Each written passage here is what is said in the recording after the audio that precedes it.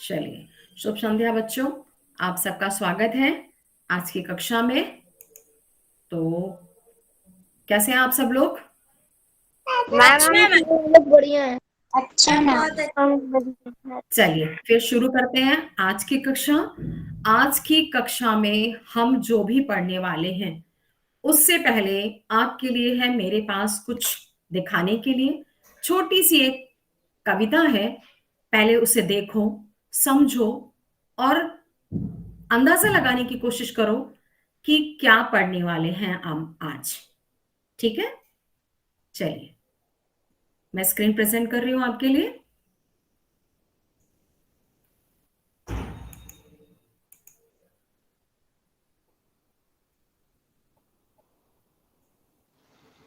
बड़ा बड़ा वह ताकतवर, लाल और पीला रंग लेकर, काली काली धारी वाला, मैंने देखा बाप निराला।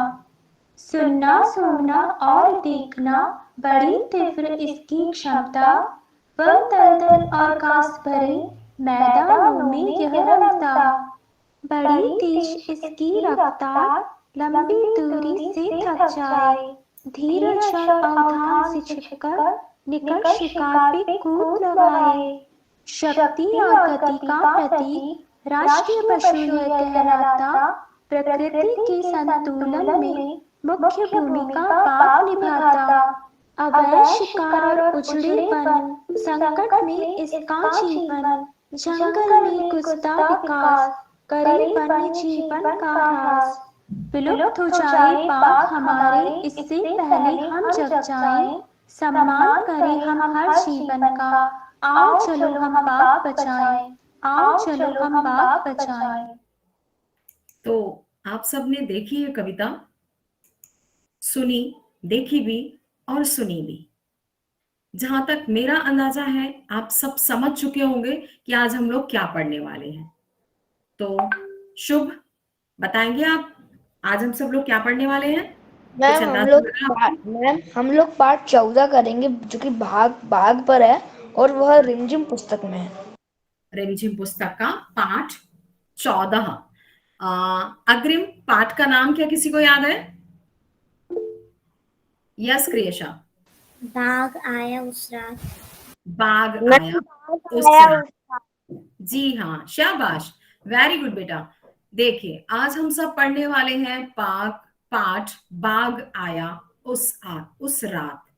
हमने जो अभी कविता सुनी उस कविता के अंतर्गत ये बताने की कोशिश की जा रही है कि बाघ हमारा खतरे में है और इसे बचाना चाहिए। ये कविता तो सी थी आपको सिर्फ ये पता लगाने की कि क्या आप अंदाजा लगा सकते हैं आज हम क्या पढ़ने वाले हैं।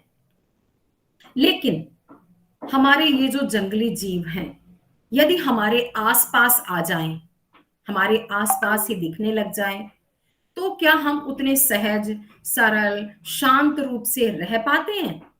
नहीं मैम।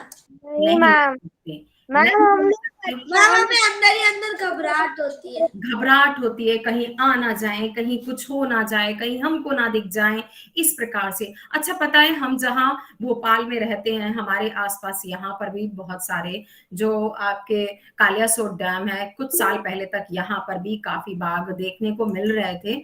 तो उस समय सब लोग बहुत डरे हुए रहते थे और सरकार की तरफ से बहुत सारी जो है ना आती रहती थी, जो इस प्रकार से सचेत किया जाता था कि ऐसा मत करो, ऐसा मत करो, शाम को बाहर मत निकलिए, वहां उस तरफ अकेले मत जाइए। इसलिए नहीं कि हम उन बाघ को जो है ना या उन जानवरों को कुछ परेशान करना चाहते, बल्कि हम सिर्फ उनसे अपनी सुरक्षा करना चाहते थे, वो अपने स्वतंत्र रूप में विचरण करें। लेकिन डर तो लगता है ऐसे जीवों से। तो आइए इसी प्रकार जो हमारा पाठ 14 है एनसीईआरटी का पाठ 14 बाघ आया उस रात, इस पाठ में भी कुछ ऐसा ही घबराहट, कुछ ऐसा ही डर, सावधान करना, सब कुछ बताया जा रहा है। चलते हैं, देखते हैं पढ़ करके। आइए चले पढ़िए। Yes ma'am. अच्छा हाँ, हम अपना पाठ शुरू करें उससे पहले मैंने आपके लिए यहाँ पर कुछ कठिन शब्द लिख करके रखे हैं, तो वो कठिन शब्द अगर आप लोग देख लेते हो, आप लोग उन्हें अगर एक बार समझ लेते हो, तो आपको कविता समझने में काफी आसानी होगी। तो सबसे पहले आइए वो कठिन शब्द देखते हैं।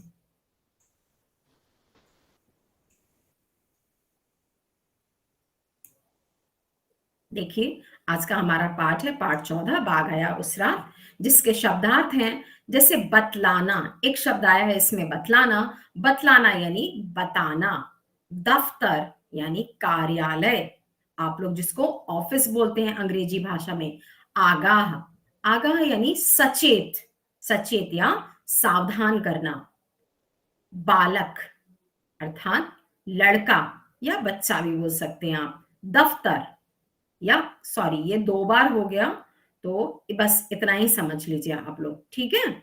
चलिए आइए चलते हैं अपने पाठ पर।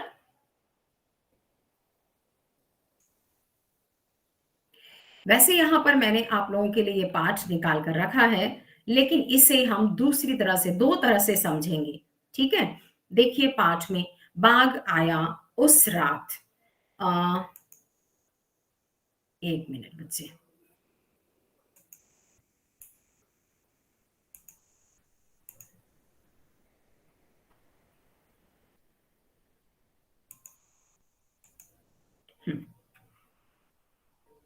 सुष्मिता आप पढ़ना शुरू करेंगे।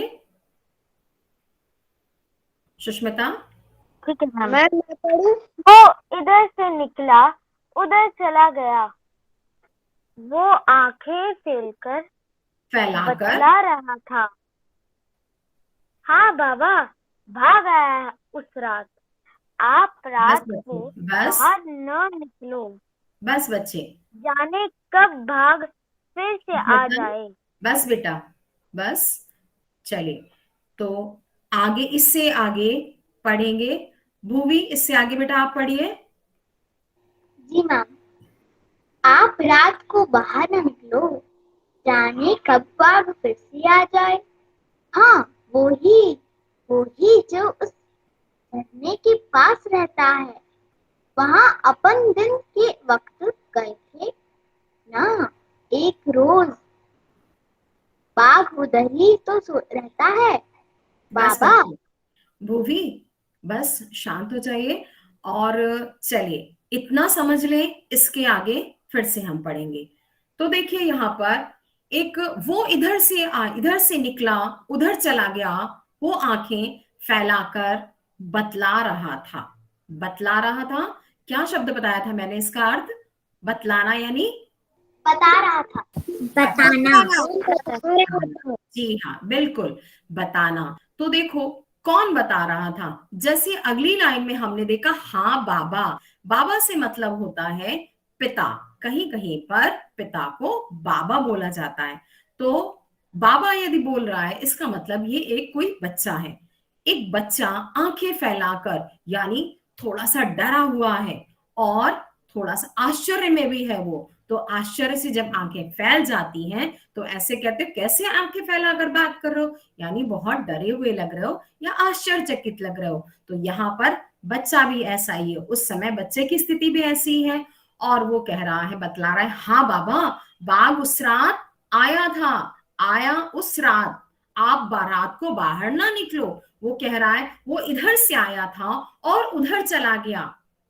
हाँ बाबा यानी हाँ पिताजी, बाघ उस रात आया था, आप रात को बाहर ना निकलो, क्योंकि जो घर में पिताजी या घर के बड़े होते हैं वो देर रात लौटते हैं। तो यहाँ बच्चा अपने पिता को सावधान करते हुए कह रहा है कि आप बाहर रात में ना निकलो, क्योंकि बाघ आया, ना जाने फिर से आ जाए, ना जाने कब वो दोबारा से आ जाए। हाँ, वो ही जो उस झरने के पास रहता है, यानी उस बाघ के बारे में इन लोगों ने पहले से भी सुन रखा है। तो वो कह रहा है, हाँ वही बाघ जो उस झरने के पास रहता है, और अपने पिता की चिंता, अपने पिता के लिए वो चिंता भी कर रहा है। तो यहाँ पर देखो, उस बच्चे के मन में अपने पिता के लिए स्नेह है, तो वो अपने पिता को समझाता भी जा रहा है, सचेत भी करता जा रहा है, और मना कर रहा है उन्हें कि आप रात में बाहर ना निकले। शुभ, आगे बढ़िए। Yes ma'am. बाघ उधर ही तो रहता है, बाघिन सारा दिन पहरा देती है। बाघ बाघ बाघिन। यस मैम, बाघिन सारा दिन पहरा देती है। बाघ या तो सोता है या बच्चों से खेलता है। बस मैम बस आप यस बस मैम। सोहम बस। बाघ उधर ही तो रहता है, बच्चा कह रहा है बाघ वहीं तो रहता है। बाबा उसके दो बच्चे हैं, यानी पिताजी उसके दो बच्चे भी हैं। बाघिन सारा दिन पहरा देती है। बाघिन यानी बाघ और बाघिन, मादा बाघ। वो मादा बाघ को बाघिन कहते हैं। तो वो कह रहा है कि सारा दिन यानी पूरे दिन वो पहरादानी पहरा देती है, यानी रखवाली करती है, वो पहरेदारी करती है। बाघ या तो सोता है, सोता यानी सो रहा है। यस भूवी। मैम, मगर बाघिन को पहरेदारी करने की क्या जरूरत? क्योंकि बाघिन अपने बच्चों के लिए बहुत सावधान रहती है, बहुत सचेत रहती है और बहुत ज्यादा प्यार करती है वो, इसलिए। ठीक है। तो कहीं उसके बच्चों को कोई खतरा ना हो, इसलिए वो पूरा दिन वहीं रहती है अपने बच्चों की रखवाली में, कहीं नहीं जाती। तो बच्चा क्या कर रहा है, बाघ तो सारा दिन सोता रहता है। अब देखो यहां पर एक सोता शब्द है। एक तो अर्थ आपको समझ में आ गया होगा यहां पर कि ये सोता है, तो सोता यानी, लेकिन इसी शब्द का एक अर्थ और भी है। कोई अंदाजा लगा सकता है? नहीं होगा। यस भूवी। मैम, मेरे ख्याल से सोना। सोना तो समझ में आ गया कि सोता यानी सोता रहता है। एक और है सोता, यानी जहां से जल की धारा निकलती है ना, जमीन के अंदर से, तो ऐसे स्थान को भी हम सोता बोलते हैं। ठीक है। कहते हैं सोते से पानी बाहर आ रहा है या दो सोते से पानी निकल रहा है, जिसके कारण जो वर्षा से बनने वाले झरने होते हैं वो अलग होते हैं। सोते से धीरे धीरे रिस रिस कर पानी निकलता है, तो उसे कहते हैं सोता। जहां पर ये भी कह सकते हैं कि पानी निकलने का एक स्थान, कि भाई इस जगह से जल बाहर आया और फिर उसके बाद वो उसने अपना रास्ता बनाया, मुख्य स्थान जहां से पानी निकल रहा हो। चलिए आगे बढ़े। और एक मिनट। हाँ, अग्रिम आगे पढ़ो बेटा। Yes ma'am. दूसरे दूसरे बालक दूसरा बालक। दूसरा बालक बोला बोला, बाघ कहीं बाघ कहीं काम नहीं करता, ना किसी दफ्तर, ने ना कॉलेज, ना कॉलेज में। छोटू बोला।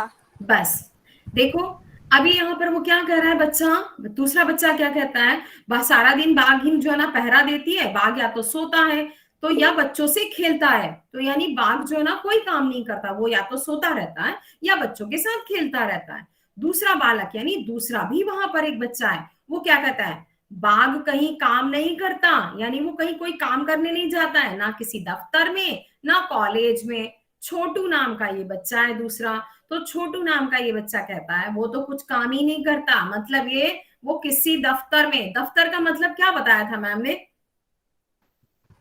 दफ्तर यानी कार्यालय। कार्यालय। शाबाश। कार्यालय। हाँ, तो वो कहता है या तो जो है ना सोता रहता है, या फिर बच्चों के साथ खेलता है, या दफ्तर में जाता है, या कॉलेज में जाता है। छोटू बोला। आगे देखो, कोई और रीडिंग के लिए अभी बचा है। शुभ ने पढ़ लिया, सुष्मिता ने भी पढ़ लिया, और अग्रिम शाश्वती।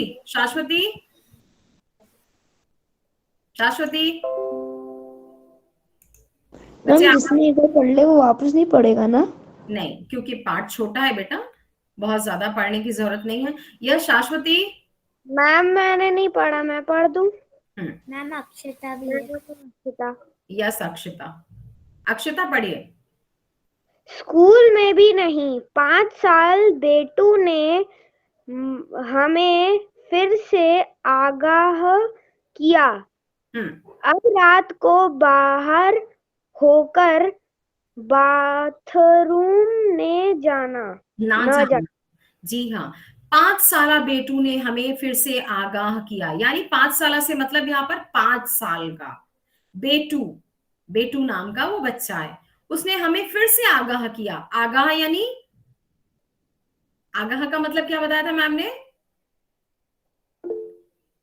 सावधान किया। सावधान सावधान किया। सावधान किया यानी आगाह किया। अब रात को बाहर होकर बाथरूम ना जाना। उसने कहा, सावधान करते हुए कहा कि अब रात में कोई भी बाहर बाथरूम के लिए ना जाना, क्योंकि क्या होता है कि गांव में लोग ज्यादातर बाहर भी सो जाते हैं और बाहर ही उठ के अगर रात में उनको कहीं जाना होता है तो वो बाहर की तरफ ही चले जाते हैं, क्योंकि घर के लोगों को वो परेशान नहीं करना चाहते और बाहर नहीं आते। तो वो ये बोल रहा है साथ साथ में कि बाहर बाथरूम के लिए बाहर भी मत जाना, मतलब ये कि बाघ आ जाएगा। अच्छा बच्चों, यहाँ पर मैंने एक चीज आप लोगों के लिए छोड़ी थी, शायद यदि आपने ध्यान दिया हो तो आप में से मुझे आपके उत्तर चाहिए कि ये कविता, एक मिनट, हाँ, किनके द्वारा लिखी गई है कविता? यस क्रियेशा? नागार्जुन। नागार्जुन, कवि नागार्जुन के द्वारा ये कविता लिखी गई है। और इस कविता के भाव, अब हम इससे संबंधित आ जाते हैं अपने प्रश्नोत्तर पर। काफी कुछ हमने पढ़ लिया है, कविता का भाव हम समझ चुके हैं। प्रश्नोत्तर हम शुरू करें इससे पहले हम इसे एक बार और समझते हैं। देखिए, आसान शब्दों में, आसान भाषा के द्वारा। आइए, और अगर इसके बाद भी आप में से किसी को कोई डाउट रह जाए तो आप लोग बता दीजिएगा, ठीक है बच्चों? ओके।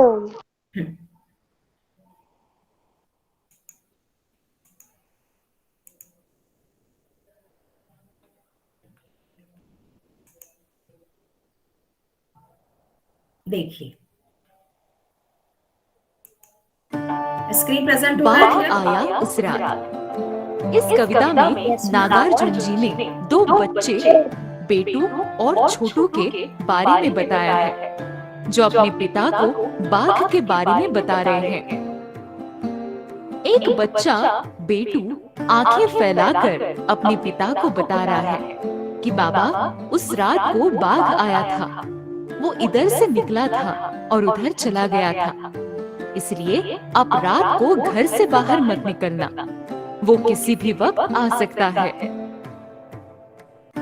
बेटू अपने पिता को बताता है कि ये वही बाघ है जो उस झरने के पास रहता है, जहाँ हम लोग एक दिन गए थे तो उसे देखा था।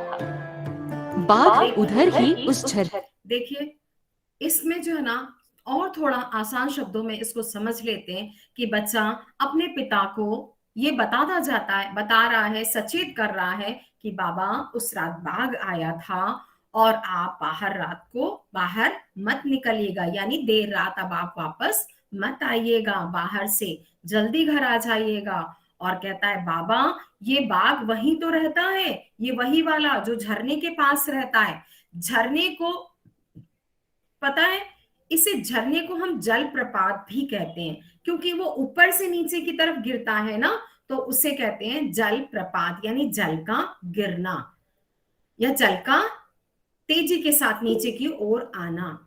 अब देखो छोटू और क्या कह रहा है, बाघ उधर ही तो रहता है बाबा, झरने के पास रहता है, उसके दो बच्चे हैं। बाघिन पूरा दिन पहरा देती है और बाघ या तो सोता है या बच्चों के साथ। देखो, साथ में वो समझा रहा है, बाघ वहीं तो रहता है, उसके दो बच्चे भी हैं, बाघिन सारा दिन पहरा देती है, बाघ या तो सोता है या बच्चों के साथ खेलता रहता है, यानी वो कुछ और नहीं करता। फिर दूसरा बच्चा छोटू कहता है, बाघ कहीं कोई काम नहीं करता है, न किसी ऑफिस में जाता है, न ही किसी कॉलेज में जाता है, वो तो स्कूल भी नहीं जाता है। 5 साल का बेटू फिर अपने पिता को सावधान करते हुए कहता है कि अब रात में कोई भी बाहर बाथरूम मत जाना। अब देखो, यहाँ पर जो 5 साल का ये बच्चा बेटू है, ये क्यों कह रहा है कि अब रात को कोई बाहर बाथरूम ना जाना? क्या होता है जब बच्चे छोटे होते हैं ना, तो रात में माता पिता उनसे कहते हैं ना, बेटा रात हो गई है, बाहर मत निकलना, बाहर मत जाओ, ये बाहर जाने का समय नहीं है।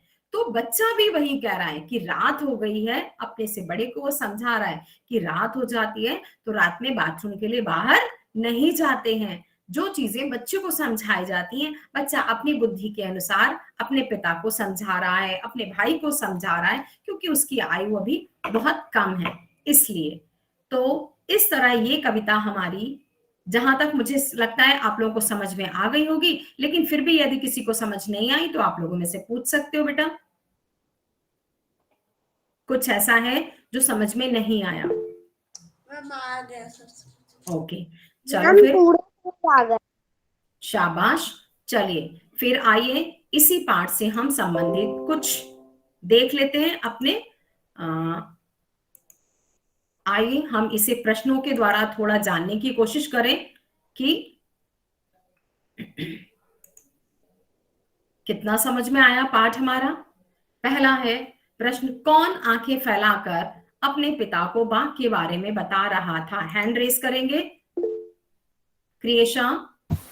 5 साल का बेटू अपने पापा को आंख फैलाकर बाघ के बारे में बता रहा था। अगला प्रश्न है हमारा, बच्चे किस रात को घर से बाहर जाने के लिए मना कर रहे थे? बच्चे किस रात में बाहर जाने के लिए मना कर रहे थे? यस बाबा को। अपने अपने पिता को। जी हाँ, अपने पिता को। बाबा को। जी हाँ, बाबा यानी पिता। पिता। जी हाँ, बाघ कहाँ रहता है? हैंड रेस करेंगे। शुभ।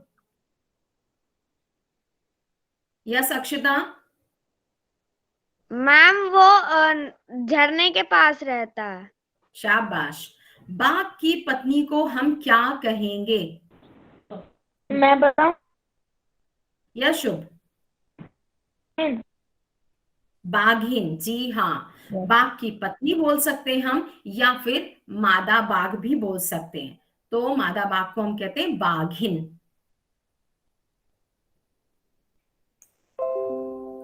देखिए आगे भी है, इनमें से किस जानवर के शरीर में काली धारियां होती हैं?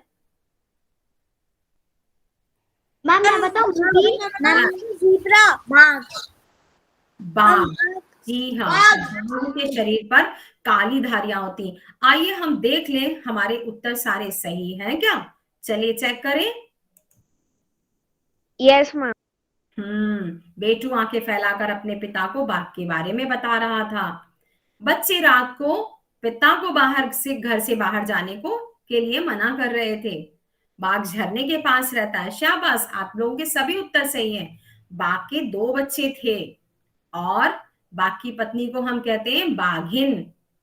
जंगली जानवर बाघ के पीले शरीर पर काली धारियां होती हैं। चलिए आप लोगों के उत्तर तो सारे आ गए, इसका मतलब आप लोगों को पाठ तो पूरा समझ में आ गया। अब आ जाते हैं हम सब इस पर कि पाठ समझ आया, पाठ से संबंधित हमारे पास कुछ पाठ में आए हुए कुछ ऐसे शब्द हैं जिन्हें हम व्याकरण के रूप में ले सकते हैं। तो देखें आपको कितना व्याकरण समझ में आया। कोशिश करेंगे हम कि अगर उसमें से कुछ आपको समझ नहीं आता तो हम यहाँ पर पूछते और बताते भी चलेंगे। एक मैं आपके साथ कुछ शेयर कर रही हूं तो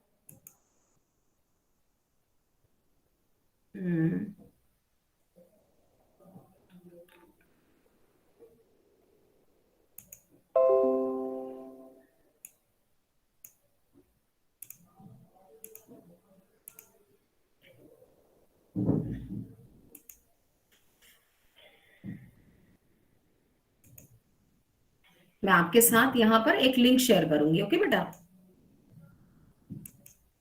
मैम वो नई लिंक होगी, पुरानी लिंक मैं भेज रही हूँ। ठीक है, देखिए लिंक पे क्लिक करिए, मैंने अभी भेजी।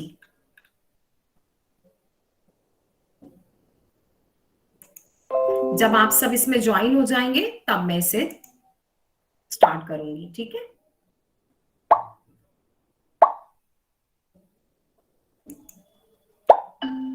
तो आप सबने ज्वाइन कर लिया था क्या?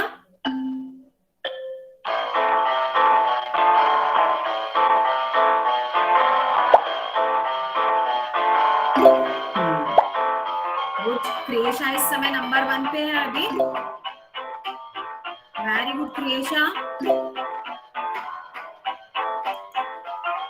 और मैंने स्क्रीन प्रेजेंट कर दी है।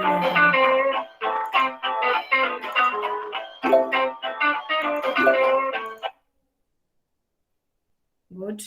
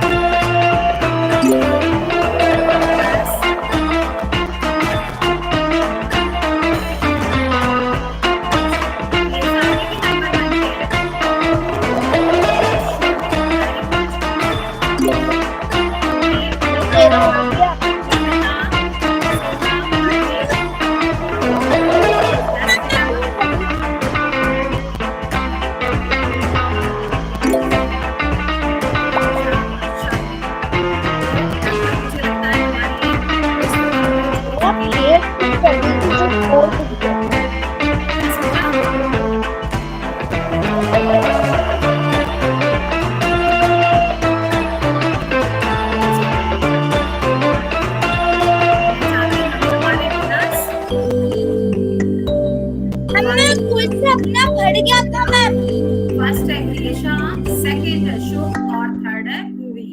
शाबाश, वेरी गुड बच्चे। मैम मेरा 1 मिनट अग्रिम। और इसके बाद है, यहाँ पर देख लीजिए आंसर्स की लिस्ट भी आ रही है आप लोगों की। तो देखिए यहाँ पे क्रिएशा, शुभ, भूवी। क्रिएशा आपके सारे आंसर सही हैं। वेरी गुड, शाबाश बच्चों। मैम अच्छा, इसके साथ ही ये तो था हमारा पाठ। मैम नेटवर्क इशू था, आपकी वॉइस अच्छी से नहीं आ रही थी, इसलिए मैम मुझे पता नहीं चला कि क्विज की लिंक आ गई। कोई बात नहीं बच्चे। मैम मैंने जैसे ही खेला मैम पहले तो मेरा माउस हैंग किया मैम, देन जैसे ही वो ठीक हुआ मैं एकदम से क्विज में से लेफ्ट हो गया मैम, इसलिए मैं कुछ नहीं कर सकते। देखिए अगर नेटवर्क इशू है हम उसके लिए कुछ नहीं कर सकते है ना, तो कोई बात नहीं, अगले पाठ में हम कर लेंगे इसको वापस, ठीक है। तो अभी मैं क्या बोलने जा रही थी, मैं ये बोल रही थी कि इस कविता के अंतर्गत आपको, इस कविता में आपने देखा कि दो बच्चे अपने पिता को समझाने का प्रयास कर रहे थे कि बाघ आने वाला है, बाहर नहीं निकलना चाहिए उनको, रात में बाहर नहीं जाना चाहिए। इस कविता के माध्यम से हमको कौन सी भावना देखने को मिल रही है, हमें कौन सी भावना नजर आ रही है? मैम सावधानी की। सावधानी, इसके अलावा मैम डर की। डर और मैम बच्चों के मन में जो पिता के भाव प्रेम है वो नजर आ रहा है।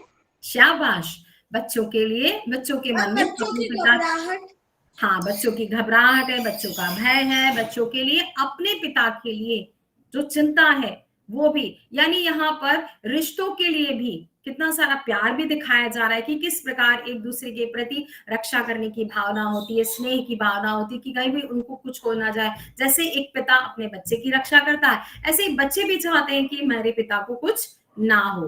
तो हमें साथ में ये भी देखने को मिला। आज के जो है ना हमारी इस कविता के माध्यम से हमने काफी कुछ सीखा।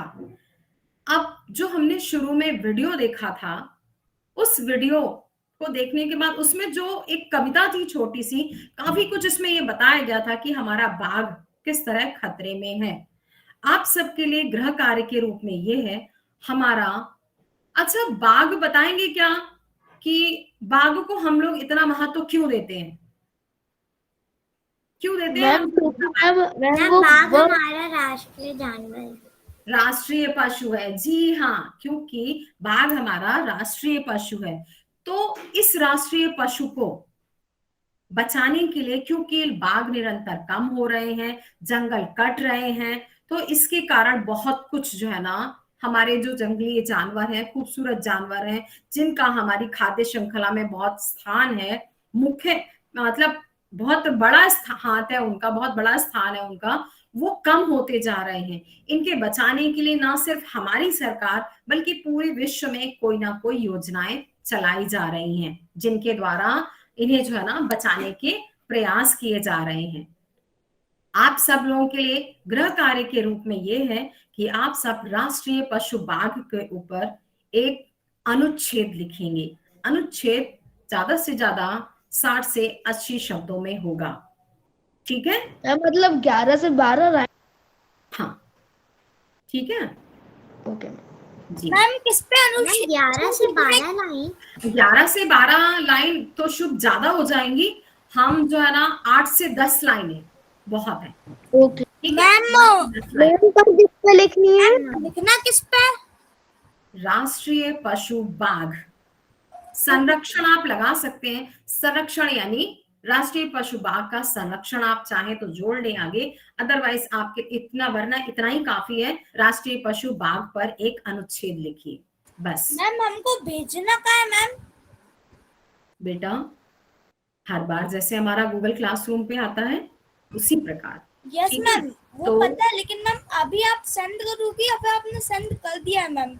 मैं करूंगी, वैसे तो मैंने आपको बता दिया है, तो आप यहीं से सोच लीजिए। आपको अपनी क्लास वर्क कॉपी में लास्ट में करना है, ठीक है? क्लास वर्क कक्षा कार्य गृह कार्य भाग में, ठीक है? चलिए, आज की कक्षा हमारी यहीं तक की और मिलते हैं अगली कक्षा में।